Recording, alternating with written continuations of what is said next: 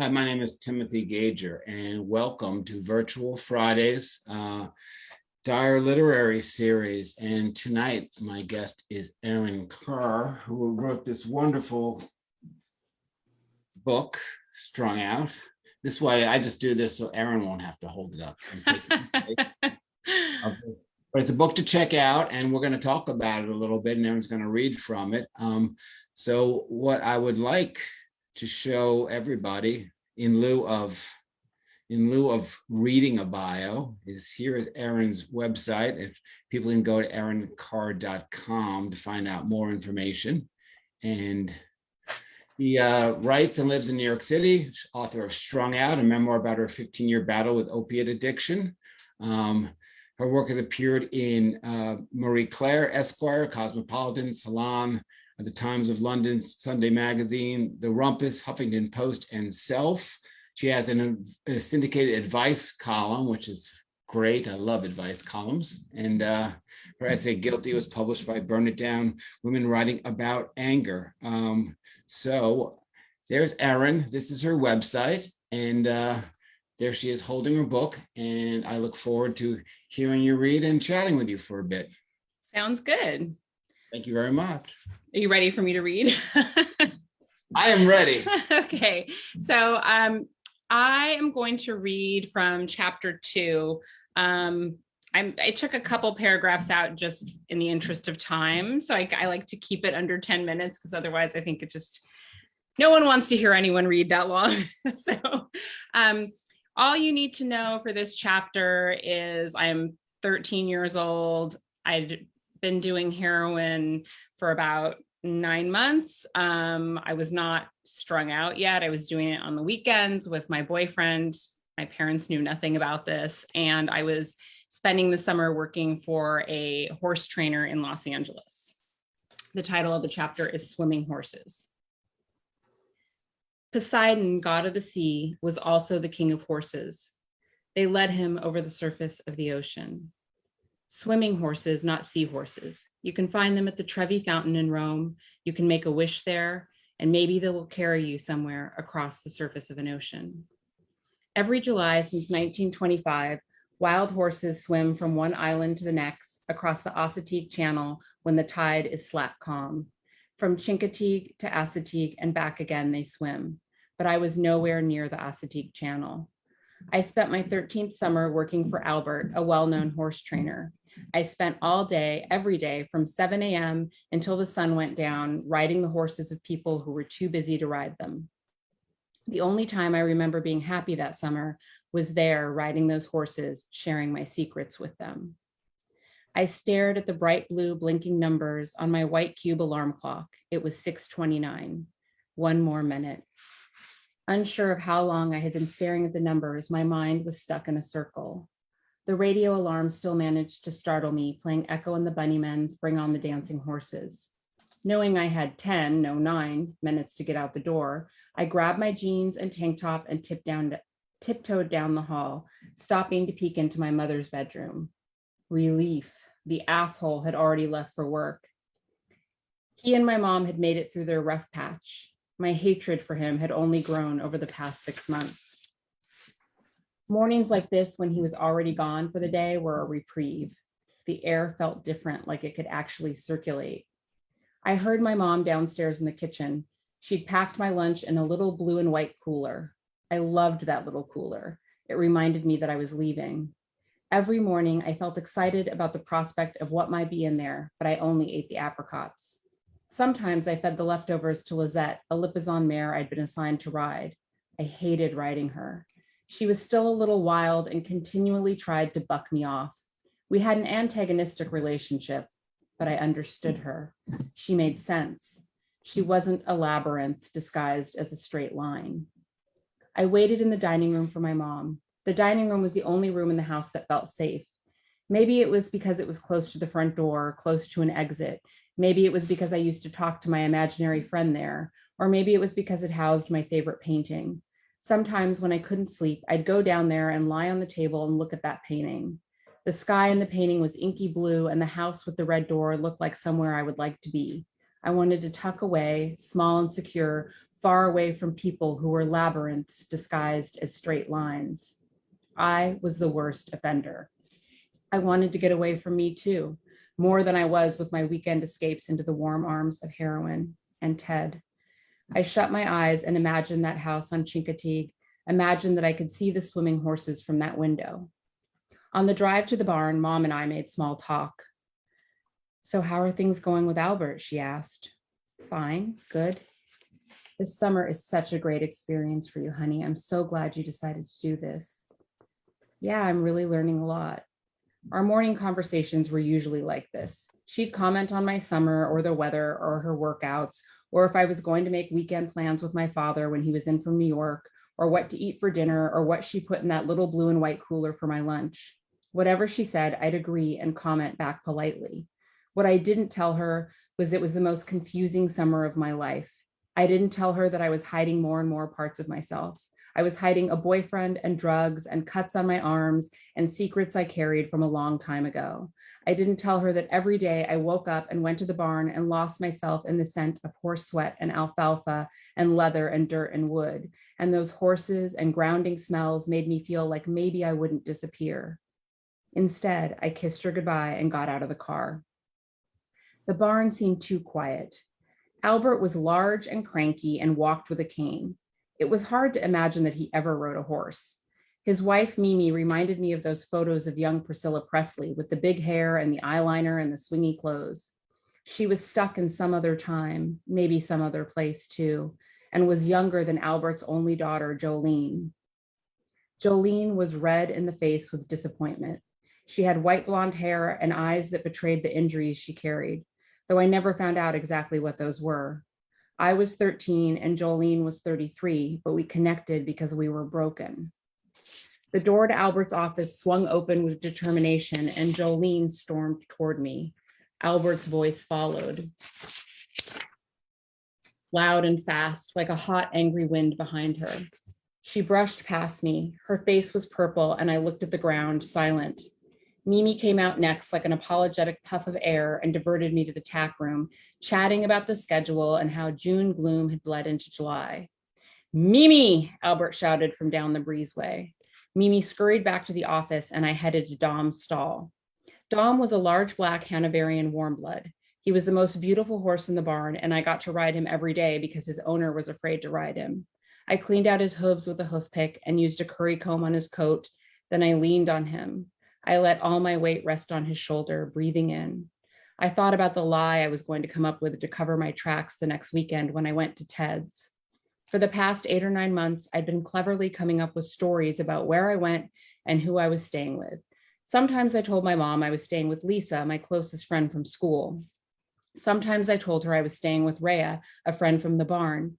Sometimes I'd be where I said I was going to be, but she never checked. And as the months rolled on, I was in Ted's bed more and more, floating on a cloud of nothing.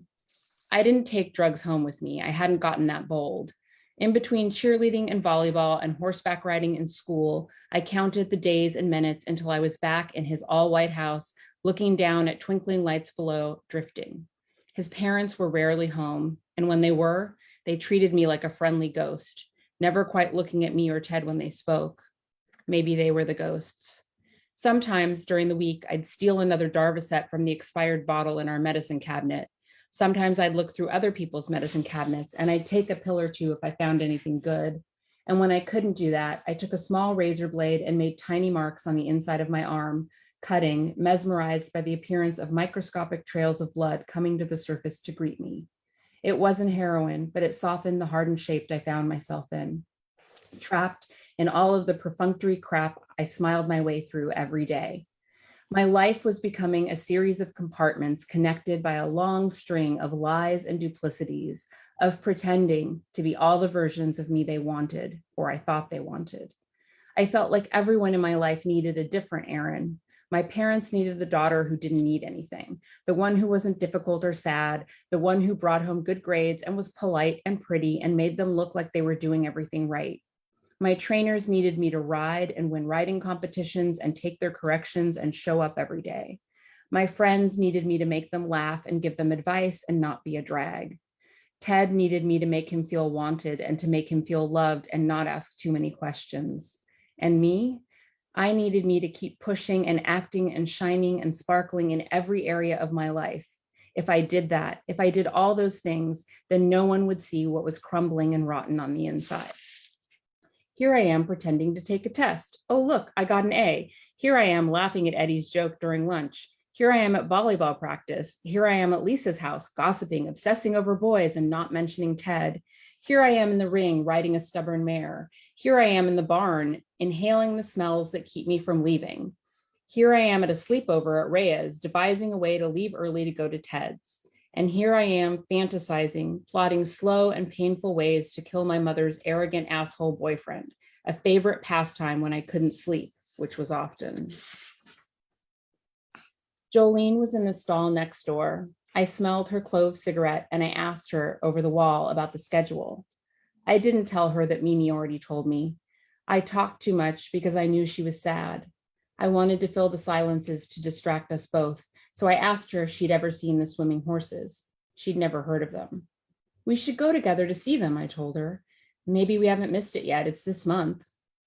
Well, if I took a vacation, that would be right up my alley, but I don't take vacation suites, never, ever. I walked around to the stall she was in and looked at her. Her hair was so light, it stuck to her face like a sweaty halo. She finally looked up. I wanted to hug her, tell her I understood her hurt, tell her she was like a big sister to me. In my 13-year-old logic, I thought if I could help her, that meant there was hope for me too. Instead, I smiled and told her I was taking Dom out. Dom and I went on a trail ride, and as I sang to him, my voice carried more than melody. It carried the wounds and the painful silences I held. He listened, and we understood each other.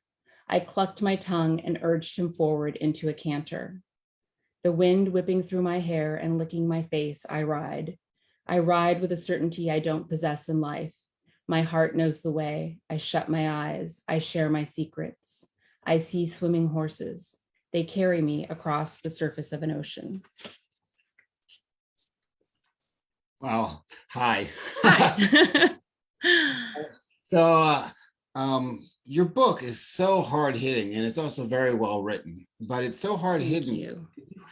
Were you ever self-conscious about it while you were writing it and after it was released? Did you have a tough time really explaining to people? Did you get some like strange reactions about it? I mean, definitely there's strange reactions. The thing that's weird about writing any sort of memoir is that a lot of times when people don't, I mean, it's like a double-edged sword because the negative reviews that I've gotten have largely not been about the writing, but about that they just didn't like me. They had issues with my life choices, or they're, were very critical about, whatever it was that they were critical about.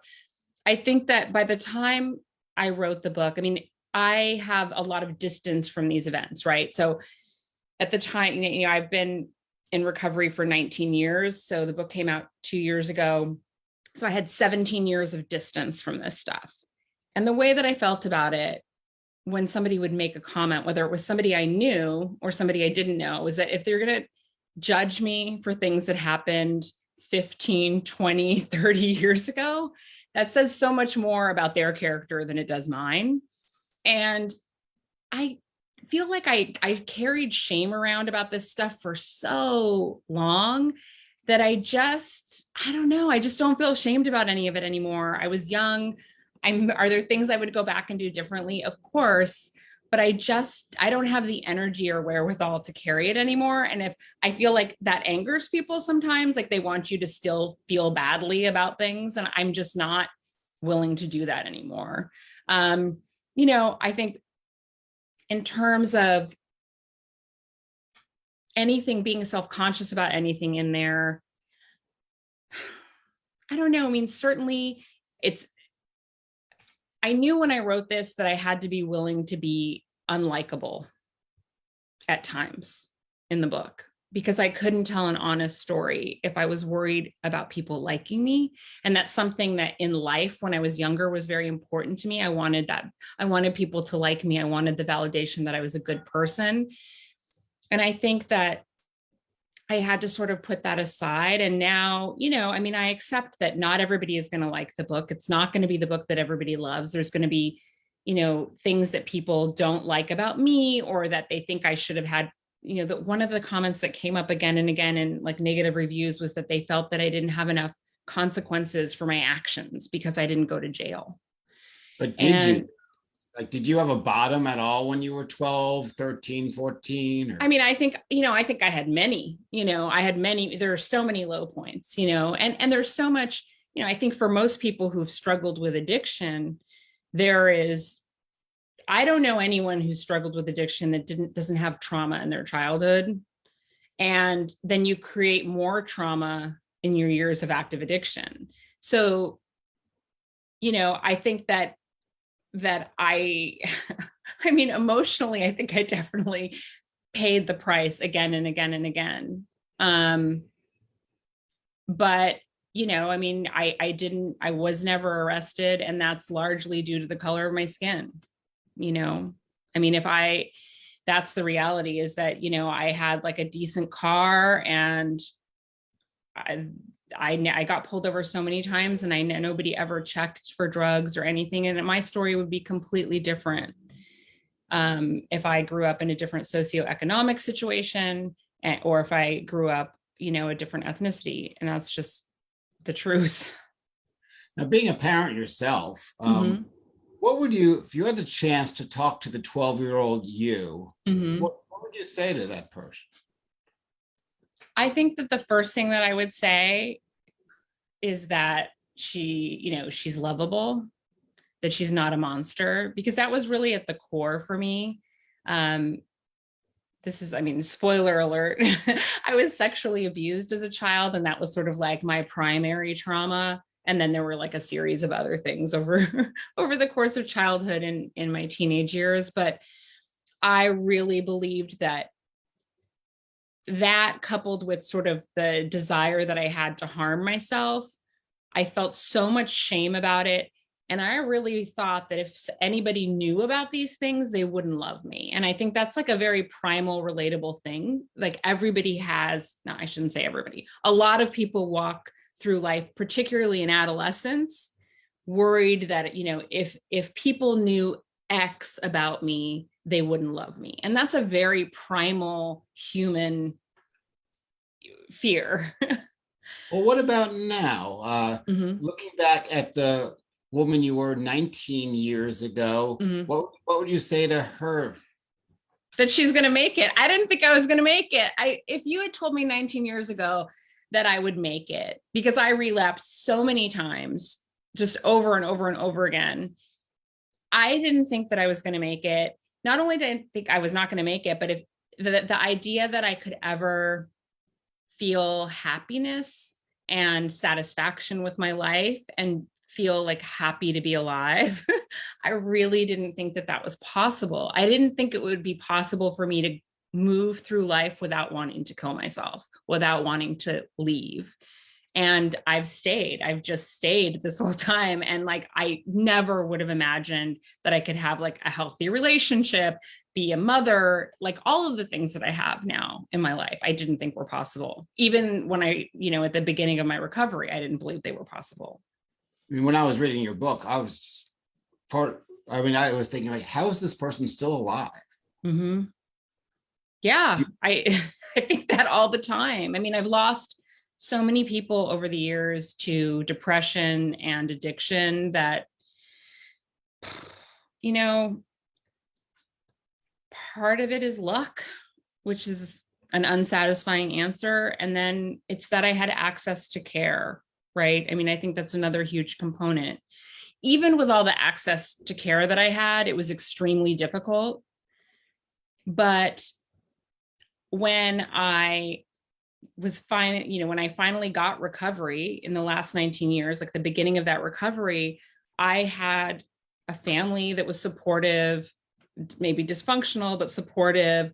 I had health insurance. I had access to mental health care, physical health care.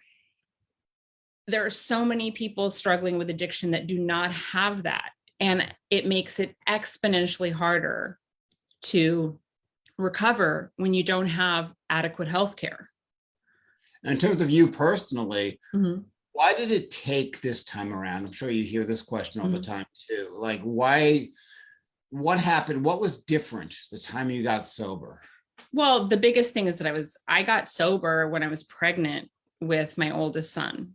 So I was on drugs when I found out that I was pregnant, and I had to find a doctor who would detox me because I was afraid to go through withdrawal pregnant. I don't know why I decided that it was a good idea to have a baby, but I did. And I just knew that I had to get off of heroin. I found a doctor who detoxed me with buprenorphine, and I made a deal that I was like, I'm going to stay off of drugs. Like, I knew I could do it for months at a time, right? I had done that before. So I was like, I'm going to stay clean for the rest of my pregnancy.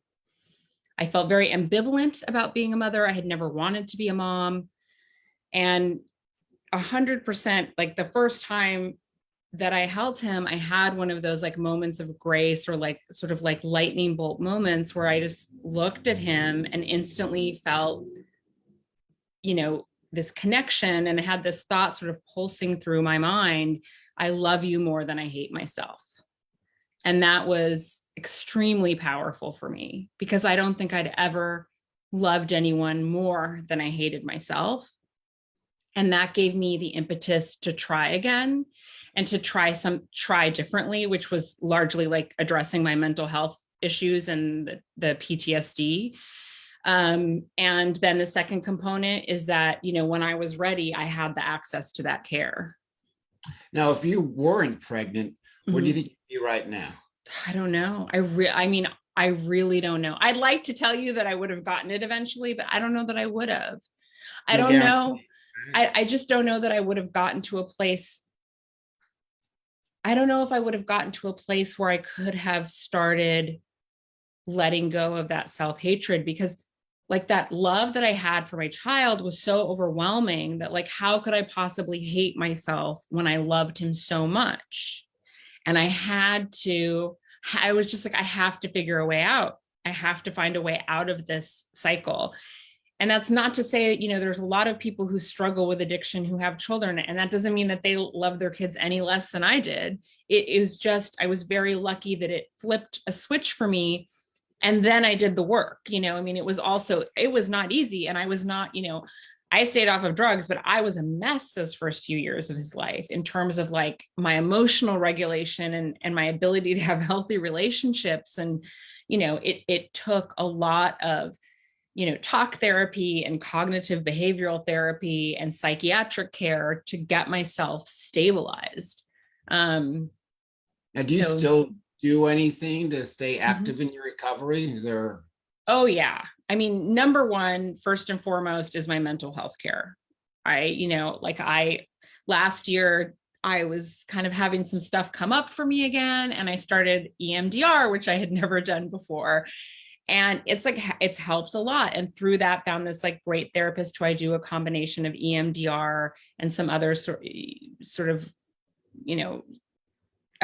trauma-based therapies with. And, I think recovery is a lifetime process, whether it's recovery from trauma or recovery from addiction. I think it's the same sort of lifelong process. And while that sounds daunting, I also find it comforting, because it means you don't have to have it all figured out now. So number one is the mental health care. And because, I've gotten myself sort of stabilized in that area, I've learned all these sort of other tools for myself, where I have like a spiritual life, and I know how to do things to take care of myself that I did not know how to do, or that weren't second nature to me when I was younger, which are like now, if I'm not worried now about like, I don't have cravings. It's not about using, but for me, it can be like, thoughts of like, oh, the beginning of the pandemic, I had that like weird feeling of like, oh, you could just jump out the window. And I knew I wasn't going to do it,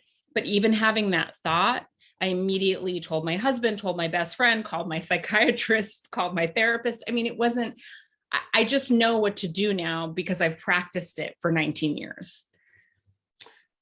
Question in the chat. Did you have concerns about the privacy of other people you put in your memoir? Of course. So I don't share a last name with my children or my husband or my parents. I have my last name is an abbreviated version of a family name. And I used it when I was acting when I was a kid. So we don't share a last name. And every single name in the book, with the exception of my husband and son, because I had written about them in publications before, every other name has been changed in the book. Some identifying features as well. Obviously, people who know me know who the people are, but I made it just like a blanket policy that I was going to change all names. And then secondly, really tried to focus on when obviously there's all these other characters in the book, but to make sure that I was only telling my story, not trying to fill in the blanks and tell other people's stories, which I think is really important as a memoirist to do. Did people that were in the book say, hey, that didn't go down that way? No, I think, well, so as I was writing this, there's a few things. The first thing is that like, I'm fortunate in that I do have a really good memory, which is like, people have asked me like, if you did all those drugs, how do you remember all this? I still have a really good memory. My memory was never, for whatever reason, like my memory stayed sharp. I have such extensive journal taking from like the time I was 7 years old. And then there's a whole period of time in the 90s where I was living in a different city than my best friend. And we wrote these like 10, 15 page letters to each other, like a few letters a week. We basically came home every day and wrote out our life, and then also recorded audio cassettes to each other. And I had kept hers and she kept all of mine. So when I went to write the book, she sent me all of it. It was amazing. I mean, I had dialogue written down, which was great. And then with other things, I verified it with ex-boyfriends, with friends, with my parents. And like sometimes like my memory and like my mom's memory, of course, would be like different about something. And we would kind of land on what we thought was like the truth, like based on our perceptions. So I really, I tried to present the truth to the best of my ability. I mean, I don't think a memoir is ever really the truth because it's still skewed through your lens, right? So, but yeah, I was very fortunate in being able to like be in contact with people, and anyone who was still alive. Like, there's a few people that I lost contact with, but most of the people in the book I'm still able to be in contact with. So I was able to verify things that way. And you're the second person in 4 weeks that I've had here that have actually gone back to journals that they've written in the past 15, 20, 25 years ago and used it to fill in things. Now, do people come to you for help? Like, do people are saying like, hey, I'm strung out now. Like, hello, are you available? Oh, a lot. I mean, a lot already because of the advice column. I mean, obviously I have people who would write in with questions for the column, but also there are a lot of people who message me or email me asking for advice, but they don't want it in the column. And then definitely since the book came out, I mean, I don't even know, like countless messages from people who were struggling, from parents of people who were struggling, from people who've lost people recently. And it's amazing. Like, I've done a lot of speaking engagements since the book came out to like medical professionals, law enforcement, things like that. And always afterwards, there are people who will email me and kind of like confess like whatever it is they've struggled with. And it's just, I mean, it's so common. Now, with a book such as this, like, what is next? Do you feel that you've said everything or told everything about that part of you? Or are you working on something new? I'm working on a second book, which sort of picks up where this book left off, but also kind of looks at like a wider lens as well, in terms of like how we process the aftermaths of like all the detours in life. So I'm working on that now. And yeah, I mean, I think there's, especially with a lot of memoirs, they are so, they're kind of compact in terms of the amount of time that they span, because they're really about like one sort of theme or event. This, although it was one sort of theme, the addiction arc, it was such a large span of time. There's so much that's left out of it, which is, that's like part of the challenge of writing a memoir, is like, how do you take like, it's like having a film where you just have thousands of hours of footage, and how do you take that and then create a story that's going to be readable and enjoyable and all of that. They did that in Back to the Future, you know. Oh, right. But thank you for being my feature and reading and answering questions. Of and course. maybe people will buy the book and help them. Otherwise, just buy the book and read it. It's a fantastic book. And what indie bookstore should people look into purchasing this book from? If you order the book from Books or Magic, which is an indie bookstore in New York, and in the comments section when you order it, if you ask for it to be signed or personalized, I go in and sign them from time to time. So, and if they get orders, I'll pop in and sign one. So that's a good one to support. That's great. Thank you so much again. And the folks that are watching on the stream on Facebook, I'm going to say goodnight to you. If you that are watching on that would like to be involved in the open mic, which is coming up next, you can still use the link and come on in. I'll let you in. So Erin, thanks again. Thank you.